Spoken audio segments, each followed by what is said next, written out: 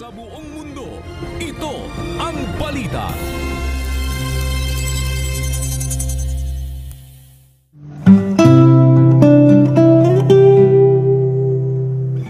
At walang anumang nilalang na hindi nahahayag sa kanyang paningin.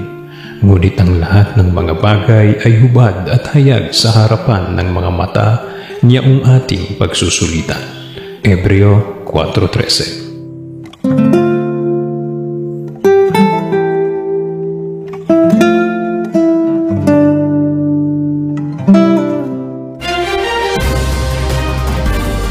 Yan po ang naging kabuuan ng ating balitaan ngayong araw ng Sabado. Aming inilahad ng buong katapatan kung paano namin nasaksihan. Sa ngalan ni Kuya Daniel Razon, ako po si Grace Casin Cosare.